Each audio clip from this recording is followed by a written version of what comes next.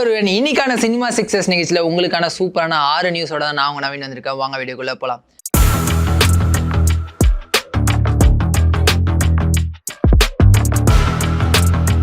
கூலி திரைப்படத்தோட OTT release எப்பப்பா அப்படின்ற ஒரு மிகப்பெரிய கொஸ்டின் மார்க் தாங்க இருந்துச்சு. அதுக்கான பதில் தான் இப்போ நான் சொல்ல போறேன். கடந்த 14ஆம் தேதி ரிலீஸ் ஆன இந்த திரைப்படம் ரசிகர்கள் மத்தியில் ஒரு நல்ல வரவேற்பை பெற்றிருந்தாலும் கூட ஒரு ஜென்ரல் ஆடியன்ஸா பார்க்கும்போது ஆவரேஜான ஃபிலிம் தான்ப்பா அப்படின்ற மாதிரி தாங்க தோண வச்சுது. அதை தாண்டி பார்த்தீங்கன்னா சன் பிக்சர்ஸ் ஒரு அஃபிஷியல் போஸ்டர் விட்டுருந்தாங்க. அந்த படம் ரிலீஸ் ஆன 4 நாளுக்கு அப்புறம் 404 கோடி ரூபாய் வசூல் பண்ணியிருக்குது. இதுதான் ஹையஸ்ட் தமிழ் ஃபிலிம் அப்படிலாம் சொல்லியிருந்தாங்க. அதுக்கப்புறம் கலெக்ஷன் பற்றி எதுவுமே நமக்கு சொல்லலைங்க. இந்த நிலையில் லேட்டஸ்டாக அந்த தகவல் படி பார்த்தீங்கன்னா இந்த திரைப்படம் 550 கோடி ரூபாய் வரைக்கும் லைஃப் டைம்ல கலெக்ட் பண்ணிக்கிறதா ஒரு தகவல் இருக்கு. அது மட்டும் இல்லாம வர 11ஆம் தேதி இந்த திரைப்படம் ஓடிடில ரிலீஸ் ஆக போகுது. மக்களே, விஜயனுடைய ஜனநாயகம் படம் பத்தி நிறைய அப்டேட்ஸ் வந்துட்டே இருக்கு. நிறைய பேர் கேமியோ பண்ண போறாங்க அப்படின்ற மாதிரி எல்லாம் தகவல் இருக்கு. ஆல்ரெடி நெல்சன், லோகேஷ் இவங்க எல்லாம் பண்ண போறாங்க. அட்லி ஒரு முக்கியமான ரோல் நடிக்கிறாரு. அண்ட் தென் அனிருத் பெர்ஃபார்ம் பண்ணியிருக்காரு. முருகதாஸ் சார் பெர்ஃபார்ம் பண்ணியிருக்காரு. இந்த மாதிரியான பல அப்டேட்ஸ் வந்துட்டே இருக்கு. ரீசெண்டாக கூட நான் ஆணையிட்டால் அந்த பாட்டை ரீமேக் பண்ணியிருக்காங்க அப்படின்ற மாதிரியான தகவல்கள்லாம் இருந்துச்சு. அதெல்லாம் எந்த அளவுக்கு உண்மைன்னு தெரியல. பட் அந்த மாதிரியான தகவல் வந்துட்டே இருக்கு மக்களே. இப்போ ரீசெண்டாக அந்த தகவல் என்ன அப்படின்னா, இன்னொரு எம்ஜிஆர் பாட்டையும் ரீமேக் பண்ண போறாங்களா. அதாவது ஃபுல் பாட்டா இல்லாமல் அந்த லிரிக்ஸ் மட்டும் வச்சு ரேப் சாங்கா பண்ண போறாங்க அப்படின்ற மாதிரியான தகவல்கள்லாம் வருது.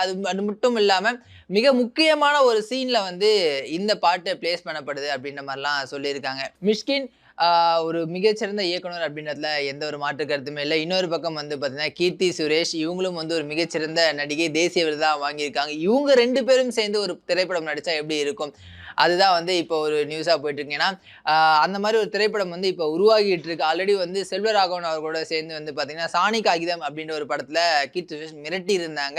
இந்த நிலையில் இந்த 2 காம்போ எப்படிப்பா ஒர்க் அவுட் ஆக போகுது அப்படின்ற ஒரு மிகப்பெரிய கொஸ்டின் மார்க் தாங்க இருக்கு. இந்த படத்தோடைய படப்பிடிப்பு கூடிய விரைவில் ஆரம்பிக்க போறாங்க. அது மட்டும் இல்லாமல் இந்த படத்துக்கான தலைப்பு தேடுற விஷயத்துல இப்போ இயக்குனர் அண்ட் படக்குழு இருக்கிறதாவும் ஒரு தகவல் வந்திருக்குங்க. கேரளா சினிமால இப்போ பார்த்தீங்கன்னா எல்லாருமே உச்சரிக்கக்கூடிய ஒரு பெயர் அப்படின்னா அது லோகா.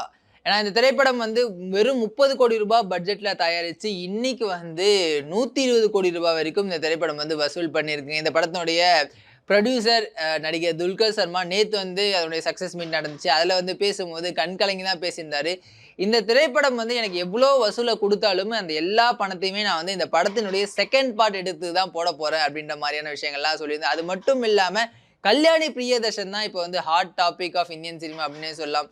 ஏன்னா எல்லாருமே அவங்கள பற்றி தான் பேசிட்டு இருக்காங்க. I think first South Indian actress அந்த 100 கோடி ரூபாய் அந்த கிளப்ல இணையிருதுங்க. இது உண்மையிலேயே ஒரு பெரிய விஷயம். மலையாள திரைப்படங்கள் 100 கோடி கலெக்ட் பண்ணுறது அப்படின்றது ஒரு அரிதான ஒரு விஷயம்.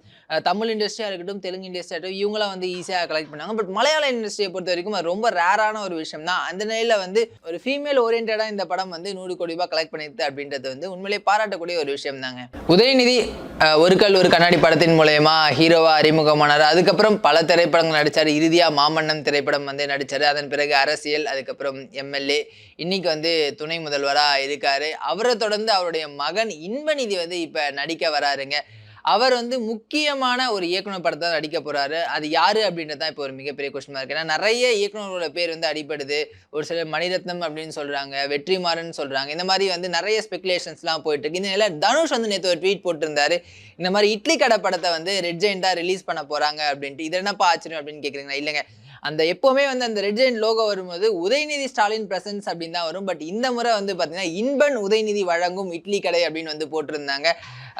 ரெட் ஜெயண்ட்ல நான் விலகிட்டேன் அப்படின்னு ஆல்ரெடி உதயநிதி ஸ்டாலின் அறிவிச்சிருந்தாரு. இந்த நிலையில அதனுடைய சிஇஓவா இப்போ இன்பநிதி பொறுப்பேற்றிருக்காரு. கூடிய விரைவில் அவர் நடிக்கக்கூடிய படத்துக்கான அந்த ஒரு அப்டேட்டும் வரப்போகுதுங்க. இந்த வருஷத்துல பார்த்தீங்கன்னா கிட்டத்தட்ட ஒரு 8 மாசம் முடிஞ்சு. இது வரைக்கும் 175 திரைப்படங்கள் ரிலீஸ் ஆயிருக்கு அப்படின்ற ஒரு அப்டேட் நம்ம ஆல்ரெடி சொல்லியிருந்தோம். அதுல பார்த்தீங்கன்னா ஒரு 8-10 திரைப்படங்கள் மட்டும்தான் கமர்ஷியல் ரீதியா மிகப்பெரிய வெற்றி பெற்ற திரைப்படங்கள். அப்படி எடுத்து பார்க்கும்போது எந்தெந்த திரைப்படங்கள் வசூல் ரீதியா எவ்வளவு சாதனை பண்ணிருக்கு அப்படின்றத இப்ப நான் உங்களுக்கு சொல்ல போறேன். இந்த வசூல்ல பார்த்தீங்கன்னா ஃபர்ஸ்ட் இருக்கிறது பார்த்தீங்கன்னா கூலி திரைப்படங்க.